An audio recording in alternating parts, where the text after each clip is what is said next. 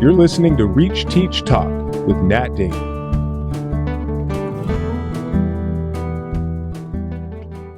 I'm here today with Robert Chip Williams, who is I think 3 decades long teacher. Let's just say that, right?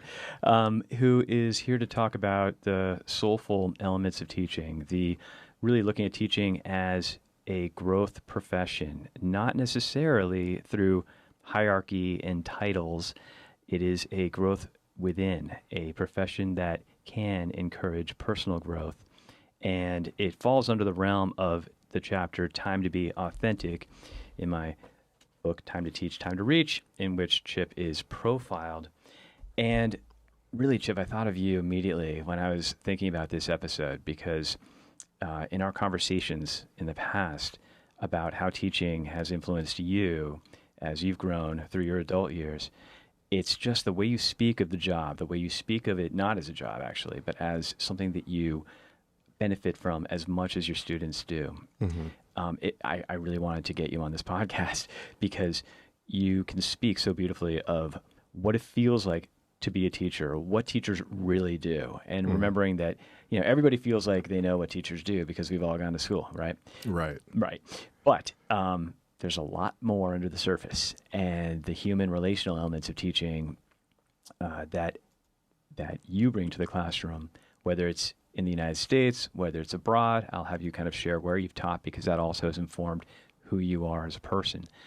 But it's all about your ongoing view of life as an ongoing position of growth.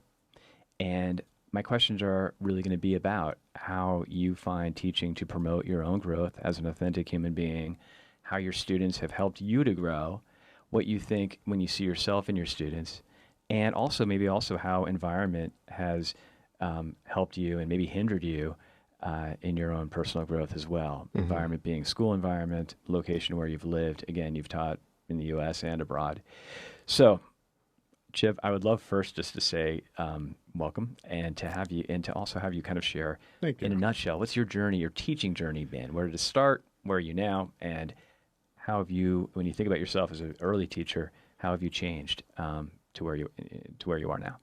Well, it's very interesting because as you were asking me about the growth and trajectory of my journey as a teacher, I remember when I was still a student in college, it was the early 80s and fashion was a very big thing. Supermodels were a big thing. And I remember getting a lot of flattery when I was a younger man about, oh my God, you should be a model, and I really fed my ego, and I decided I wanted to be a model, right? And modeling didn't pan out for me, but then I got involved in TV production and behind the scenes, and that was not working out for me either. I came up against so many egos, big egos, and a career vision that was not something that I thought really resonated with who I was at my core. And I remember deciding that I had already been on TV, I had been a model, I had traveled around the world, and perhaps it was time for me to give something back rather than expect something more from the universe, from life. How old were you at this time? By this time I was 26, 27. Okay. And my mother had seen me struggling in Hollywood. I was a reader for this production company. I was a runner for Dino De Laurentiis. I would pick up his daughter's car at the harbor and go to Bank of America and deposit $70,000 in cash that he gave me in a pouch. And I had a lot of odd jobs in Hollywood, and my mother was going crazy with, you need benefits, you need a regular job. And she took me to lunch one day and said, son, I'm your mother, and I believe that I know you very well, and you're a teacher. And I said, no way, I'm not going to be a teacher. No. I had other visions for my life, and even if Hollywood wasn't working out, certainly I wasn't going to be, in a classroom somewhere. Well, let's break this down for a second. If I don't, what went through your head? Like, what did being a teacher connote when you were 26, 27 in a very different stage of your life? Governmental buildings with that Pepto-Bismol or sort of strange green colored structures, and those old steam furnaces, and heaters in the classroom, and long hours of pencil shavings and worksheets and things like that. Mimeograph machines. Exactly. Right? I remember the smell of those. Wow. Yeah. That's funny. Yeah. So all of that, sort of a staid, it's sort of a matronly profession. And it just didn't vibe with, where I thought I was going in my life. So this idea of the role of a teacher being in an environment that is staid, that is unchanging, concrete. That's exactly right. Right? That's Heavy. exactly right. Right? Institutional. Institutional. Exactly. Certainly not a place where growth and flourishing for Chip Williams, Didn't look that way. It did not look that way. Didn't look that way at all. So I'm probably jumbling time a little bit. So when I was a younger 20-something, I wanted to be a model. And then I thought, I should be in front of the camera. Then I wound up behind the camera. And then, at 26, 27, my mother took me to lunch and said, "I really think you're a teacher at heart." And I balked at that. And she said, just take the CBEST exam, do it for me, I'll pay for it. And so do it for me. I took the CBEST exam. I didn't study for it. And, like a week or two later, I was very frustrated on one of my odd jobs in Hollywood. And I loaded up my car and I drove north to figure out what I was going to do with my life.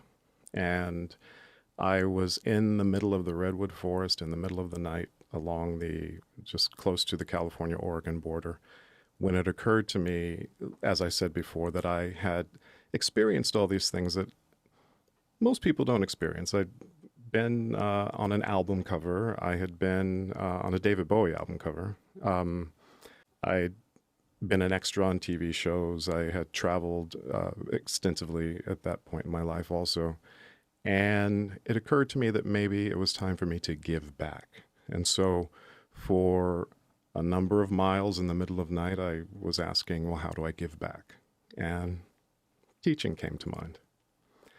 When I reached Seattle, I called my family to tell them that I had successfully gotten to Washington. And my father said, "Well, your CBEST results came, and hope you don't mind, but we took the liberty of opening them. You passed the test. We called our friends at the Pasadena Unified School District, and, you just have to come down here and get fingerprinted and have a real job." So it was like, oh, confirmation. This is what I should be doing. So I was an emergency substitute for a number of years because I wasn't quite sure that that's what I wanted to do. Teaching was what I wanted to do as a long-term career. But the first thing I learned as a teacher, I was very intimidated. I was thrown into a classroom with some books, and sort of like throwing a kid into a pool and saying, swim. I had no previous training. And I had these little cha-cha girls, 7th grade cha-cha girls, who came in and sat down with big hair and makeup. And I was like, oh my God, I was a little, who are they? Like, I don't know who these kids are. And they taught me how to teach. I learned how to teach from my students, I feel. Like I had it within myself, but they had to pull it out of me. Also, dealing with my middle-class assumptions about life. I was placed in a school in East Los Angeles, a feeder junior high. It fed into Garfield High School, which is the school where the movie Stand and Deliver was set, true story. So that population. And, I learned that my middle-class upbringing was just one piece of a puzzle of American society, and that other people did not, even though I'm a person of color, I am a privileged person of color in a way that I had not appreciated before. And here were kids who might not have a surface in their home to do their homework on.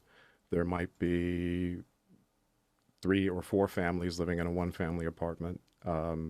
Just mom and dad had a fight last night, and now my mother and I are living in the car.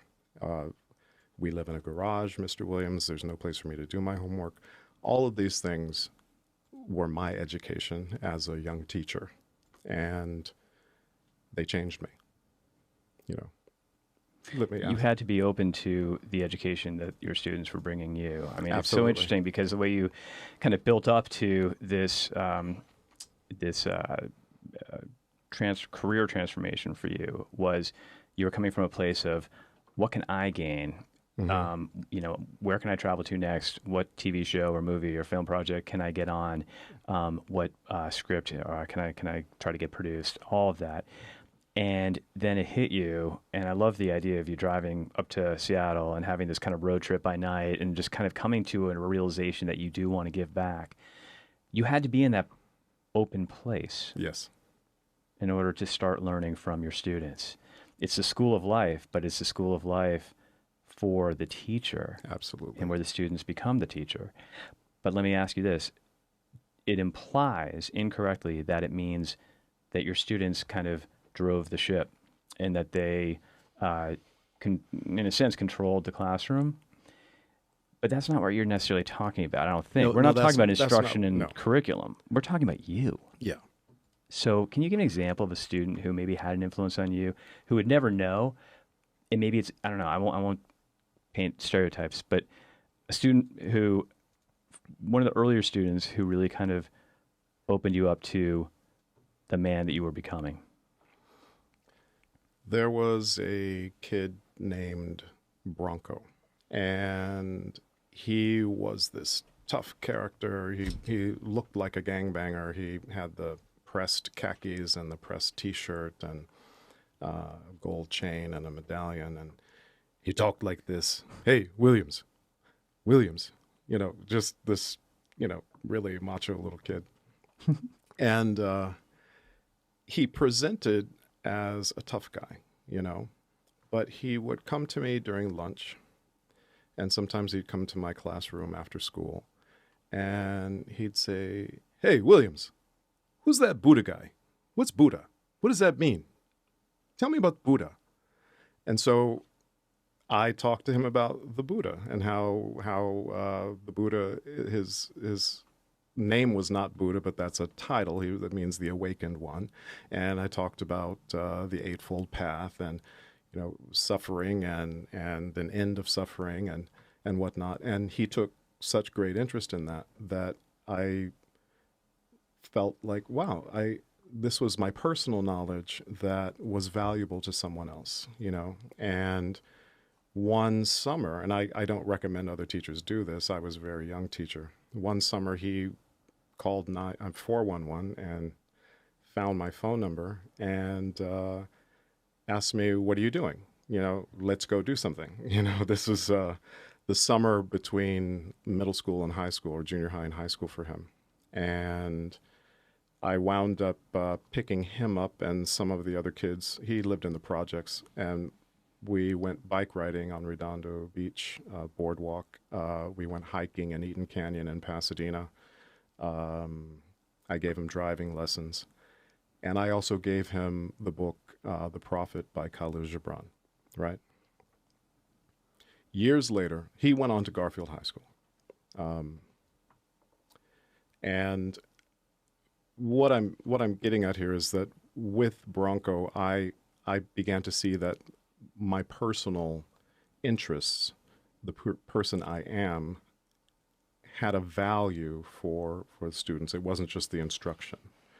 And years and years later, I was leaving the apartment of someone I had been going out with, and I got in my car and started the ignition, and my cell phone rang. This is the age of cell phones now. And I pick up the phone and, "Hey, Williams, this is Bronco." And he said, "You remember me?" And I said, "Of course I remember you." Now, I think about 20 years had gone by. And he said, "Well, I called, and your old number, I talked to your mother. She gave me your cell phone number." And he said, "I'm a teacher now. I teach at Garfield High School. And I have relationships with my students, and they graduate, and I wonder where they are. I care about them, and I wonder what happened to them. And I realize that you probably have those same thoughts too. And I thought I should tell you where I am and what I'm doing now."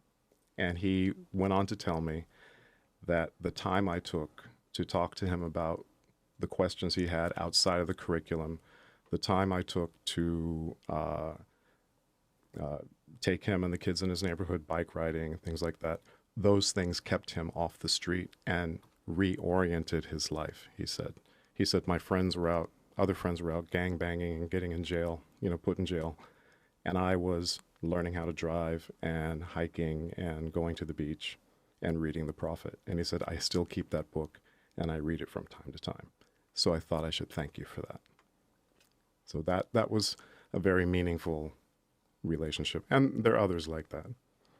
Unbelievable. And that's such a powerful story in that he was resourceful enough He took also the to initiative find to, you yeah. 20 years or so later. Yeah. And what he thanked you for, though, Chip, was it's so deep because he was thanking you for your time. Yes.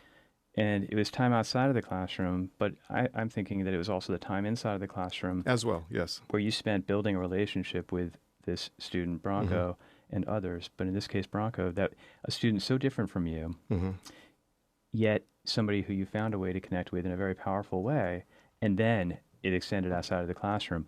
Let me ask you, were you thinking that you were being a hero teacher? Not at all, no. What were you thinking when you went, you took him to Redondo Beach and you taught him driving lessons and hiking in Pasadena? Like, were you thinking, I am taking him off the streets and I'm being heroic? Or? No, that wasn't the intention. The interesting thing about it is that I also needed, in a certain respect, to come out of myself. I can be sort of, I get lost in my thoughts, and my thoughts can be not really destructive, but it's like I can live inside my head. And for this young person to call me out of myself and into the world and into life was a good thing for me. So I wasn't thinking I'm going to be a hero teacher with this person. I'm going to help him. I'm going to change his life. It just sort of happened that way. And it unfolded organically, which, he initiated that, really. He initiated that, but I was present. And I think being present, being available, is part of the authenticity that I've learned to bring to teaching, to be open. You have your personal boundaries, obviously, but to be open to students who are looking for more than just the curriculum, And even through the curriculum, when you're teaching curriculum, you can bring your personal feelings or experience around certain issues in history, for example. If you're talking about the civil rights movement, I lived through that with a child's perspective, and that had an effect on me. And I watched things change in society through my youth, and I can talk about that in an authentic way, So the openness and the willingness to talk about one's personal relationship to curriculum and to questions that come up in the classroom builds a bond and a sense that kids can trust you or come to you. So it's not really that I'm going to save someone, but I'm going to be present for them. That I think that's the most important thing, and being present for one, seeing those connections, not being too caught up in other things. So in order to be present as a teacher in the classroom, you must have to have an approach to the curriculum and the instruction that is in a sense, placing the human element first, putting relationships even ahead of the content. Not is not the same as saying throw the content out the No, window not and at let's all. all play get to know you games for the whole 180 days of the school year. Bring it to life. But you bring it to life. And I guess like the teacher terms are, you find ways to engage the students, and also you find ways to make relevant Right. what you're teaching. Yet in hearing you, it's more personal than that. You are telling stories that are lived experiences of yours, Right. knowing full well that kids hook into authentic Right. human experiences. And if you're telling a story about civil rights movement as a 10-year-old, witnessing this or that, they will listen and lean in because you are telling something, you're revealing something of yourself. And there's a psychology behind that that is absolutely true. We are social beings, and learning, That's right? absolutely Learning right. is cognitive, emotional, and social. So all of to say, where do you find there to be a challenge as a teacher then when you are being told from those on high, you must cover this curriculum, but you know that in order to do that really effectively, you need to kind of transmit it in a personalized way? You know, it can be seen as a challenge, but in my experience, I'm charged with teaching these points. There's a curriculum, there's scope and sequence, there's a test. All these things need to be covered.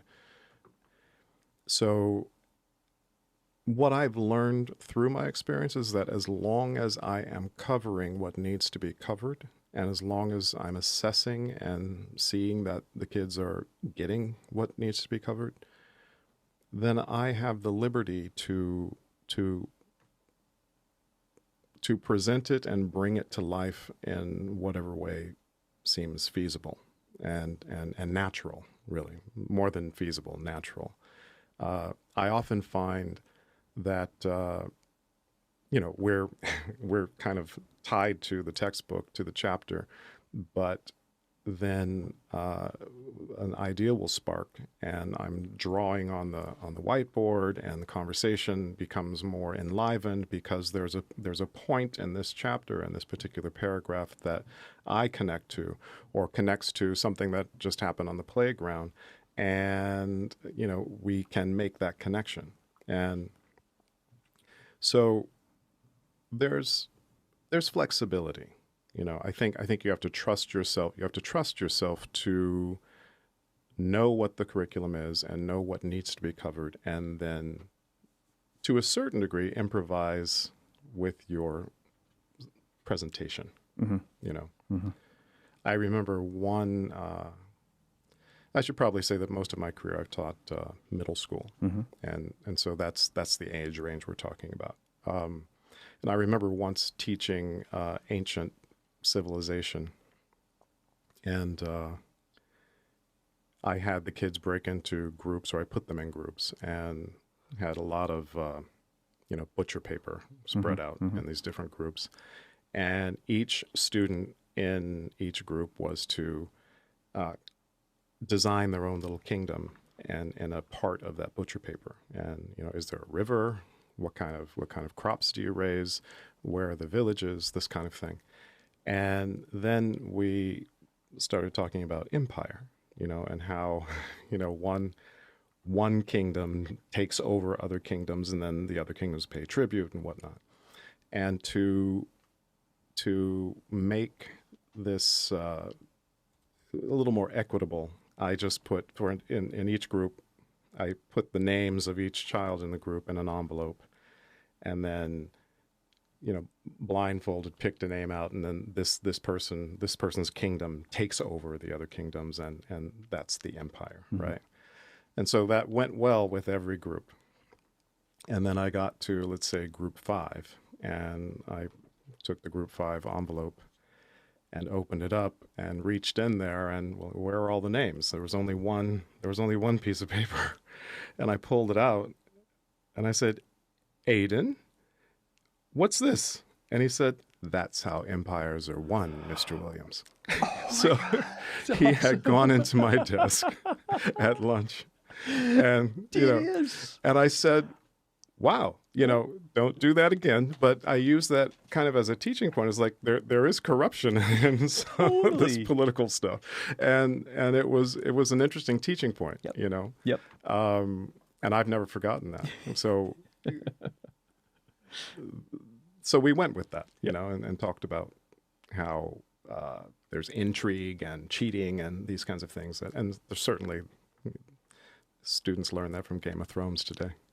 And well, from your classroom years back. I mean, Aiden, you remember Yeah. Aiden for Yeah. that, and I'm thinking about kids now and the kids that you've taught, and the kids you've taught in LA, kids you also taught in Turkey. Yes. Is there any difference between middle school age kids, in California versus College kids in Turkey. I guess college kids in Turkey? Okay, Yeah, they were college kids in Turkey. I taught at the university level in Turkey. And I don't know. I mean, or maybe that's not a fair question then, since they were different ages. But I think there's a different culture around education and how the teachers regarded, I'm not sure. How teachers are. Yeah. So a teacher is respected in society in Turkey in a way that we are not here. Like there's some sense in the United States that a person who teaches has settled in a way for a career that is not very lucrative. A lot of people think it doesn't demand very much of you intellectually, which is completely false. Also, just not to interrupt, but teaching is a stage profession in concrete Exactly. buildings and Right. everything that you thought of, and your mom said you should be a teacher. I think a lot of people who look at teachers, they think of their experience as a student looking at a teacher sitting at a desk, and maybe it's not very challenging, but they don't see what goes on behind the scenes, and there are different kinds of teachers anyway. But in Turkey, a teacher is respected like we respect doctors here in the United States. You walk out of your apartment building in the morning, and the grocer across the street says, "Hocam, nasılsın?" Just, it addresses you as teacher with respect. Once people know that you're a teacher, they address you as teacher, respectfully. So in society, you have a sense of being respected more, which feels good. It's a nice feeling, like I am a valued member of society here.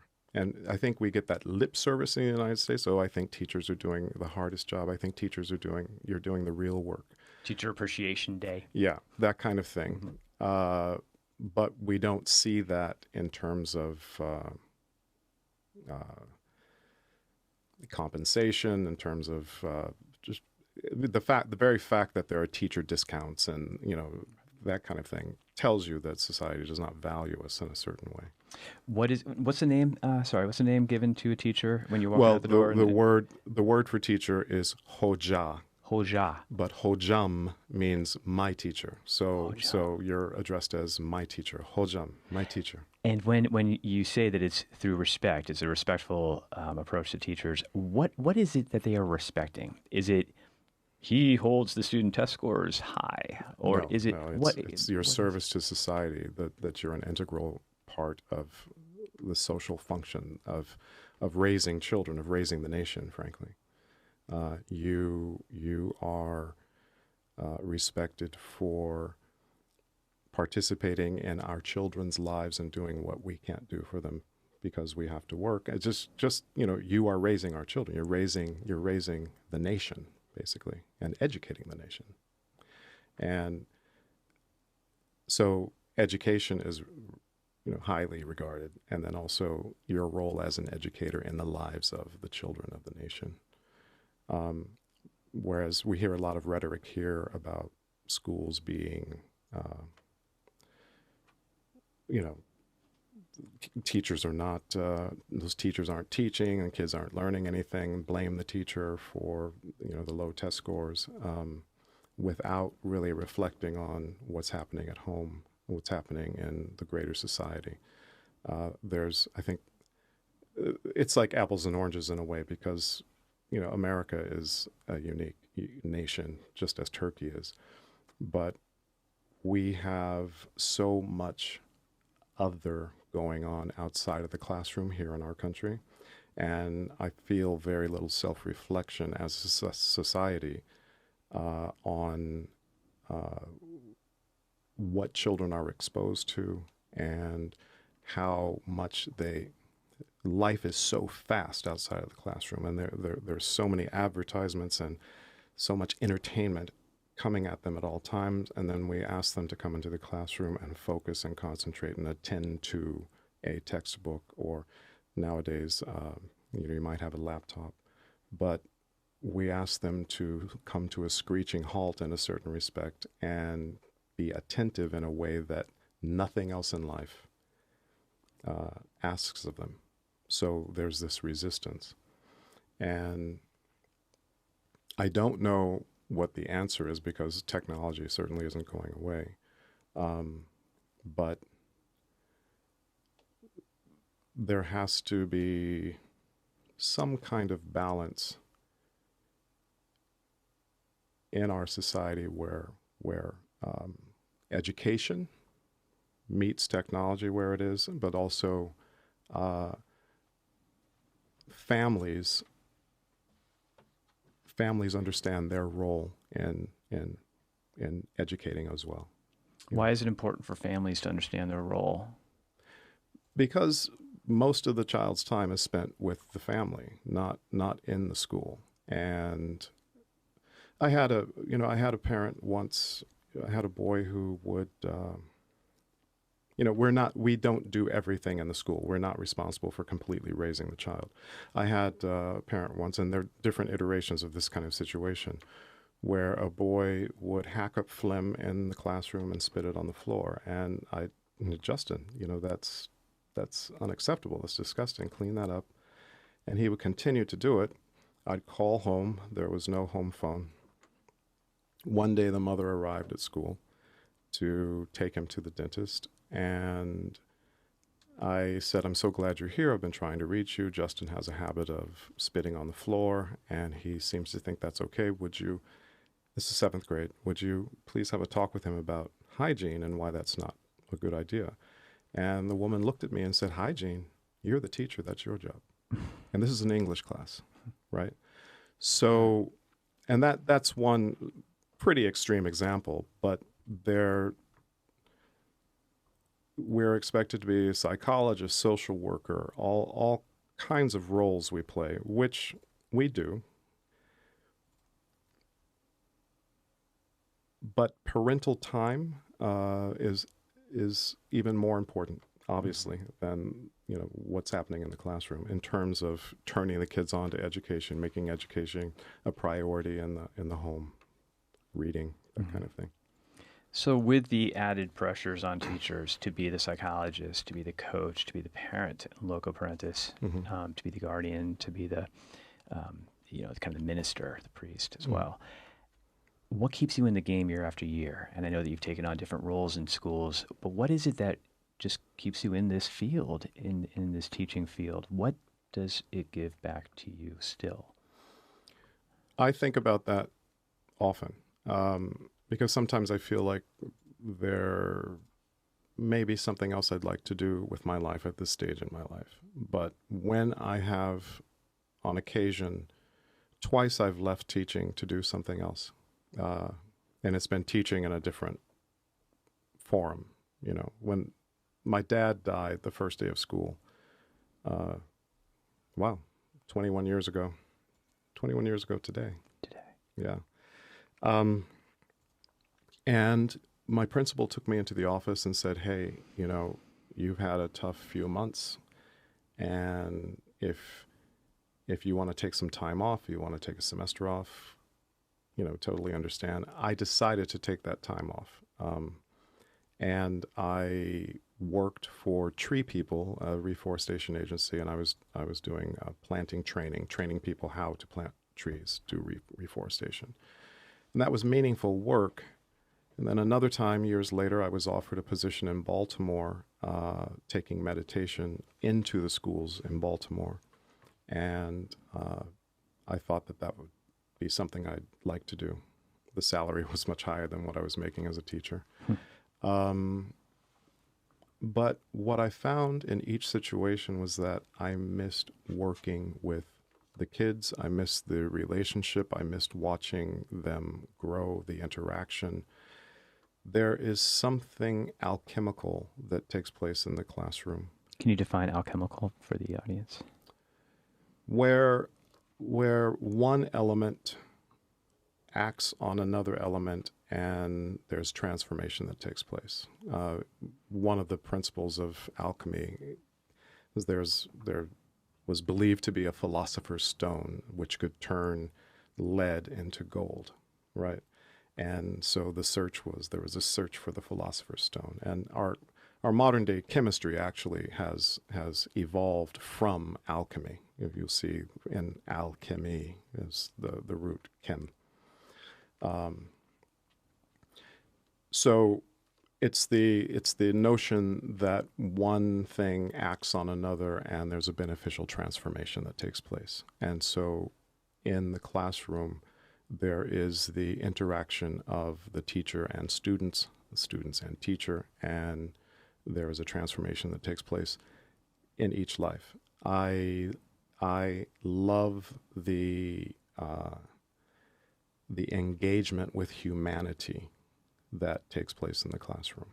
Every September, the doors open, and here in the United States, America comes in and sits down for 10 months, and or a piece of America and a piece of humanity. And I interact with those young people and have some exchange with them which moves them along in their lives. And also I am nourished by their presence. There's a sense of family. There's that kind of agape, on my part at least, this love for them because they're young human beings who are worthy of being loved, So it's an open acceptance. And that has not taken place in corporate environments for me. My last question relating to how you promote agape and how you promote an alchemic relationship between you and the students and you as the adult in the room, as a teacher. What advice would you give for teachers? What's the one focus that you think is most important in communicating to your students through a classroom ethos that you create as the teacher and your students walk into? Mm-hmm. What's one element of that classroom ethos that you think is absolutely essential, non-negotiable? This is essential for healthy, positive, relational learning. So I have a yogic background, which means a yogic philosophical background, not hatha yoga. And some people don't believe in God, and you don't have to believe in God to have this outlook, because we don't know what, even for people who believe in God, what does that mean? What is God? We use the term consciousness for God, because it's not an anthropomorphic being out there somewhere. It's this conscious energy which unfolds and creates and becomes, and has been doing that all along. And it's to understand that the consciousness looking out of my eyes is the consciousness looking out of every other pair of eyes. There's one consciousness that has unfolded in countless ways in every form that is alive. And it's if you can imagine a chrysanthemum that just keeps unfolding petals after petals after petals, and it's all blooming from one stem, but each petal is different. And each child in your classroom is another yourself, another myself. And I look in their eyes and I understand that there is a complex set of emotions and thoughts and conditioning that has produced the behavior, the mindset of this particular person. But all of that is sort of swirling around this core that is no different than my own consciousness, my own self. And so to see myself in the other, to see oneself, my advice to another teacher would be to see yourself in the eyes of your student and understand that what they need from you is your best. They need to be watered and they need to be shined upon as if you were the sun to grow. The sun doesn't care if you are a bank robber or a prostitute or a priest or the president of the United States. It shines on all the same. The rain pours on everyone the same, regardless of who they are. The teacher needs to be as impartial as the sun and the rain as well. Another thing I would say is that, you may be 58 years old, you may be 35 years old, but within you, there's still a 17-year-old. Within you, there's still a 13-year-old. And you can be in touch with that 13-year-old and relate to the 13-year-old in front of you while being the adult, but also understanding. You can be in the shoes of the child while standing in your shoes at the same time, and try not to forget that. Beautiful. It's the ultimate empathy. And it's the expression, be the adult you needed when you were younger. Exactly. That came to mind, but I couldn't put it in my... I was like, how does that go? in short. Yeah. But I liked your definition. Yeah. Really beautifully articulated better. Yeah. Teaching as a growth profession, teaching as a spirited profession, teaching as a generative profession, alchemaic. Is that the word, alchemy? Alchemical. Alchemical. It's an alchemical profession, turning stone into gold, or what the material was, into something beautiful. The teaching being a constant profession. You are constantly being called upon to be that sun, that giver of regenerator of life force, to intellectual life force and emotional to the students in your classroom. All of this is what teachers really do. And having you on this show today has helped, I think, anybody listening and watching to expand their view on what teaching really is. And when you were saying earlier, there's all the additionals that you're responsible for as a teacher, and as in having taught in Turkey and then come back to what must have been kind of a rough adjustment for a period to the U.S., where teachers are the first to be praised until they're the first to be blamed. They're not being paid enough. Their class sizes are too large. They're not getting enough time off because there's professional development, and they just don't have that time for reflection. It's unsustainable overall, and it's no wonder we are facing a shortage of teachers. Hopefully, after listening to this conversation, people who may have thought about getting into teaching, who have this two-dimensional view of what teaching are finding it to be broadened. I certainly have. Right. I mean, I've been elevated by this conversation. Oh, that's good. So I'll leave you with a final word, Chip, but I'm just so grateful for you to be on the show today. Thank you. A final word, that's... Or story. Well, I think as a final word, I would offer that being a teacher is a lesson in your own humanity. You are called upon to be selfless in a way that that unfolds you and shows you more about yourself than most other things could. I would encourage people who feel a call to teach, but say to themselves, well, my social status, it's not the income that I'd like to have. I'd like to encourage you to understand that there are other rewards that come from teaching that are priceless. And once you taste those rewards, money doesn't matter so much.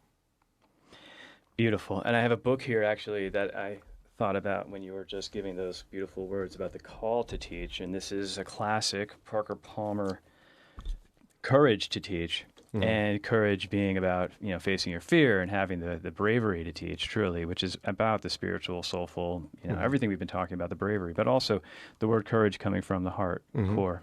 And that being the key of what being fearless is if you're operating with your heart forward, mm-hmm. then you will be victorious. That's right. And clearly you are a teacher who has the courage to teach. And I just, again, thank you for being on the show, Chip. Thank you.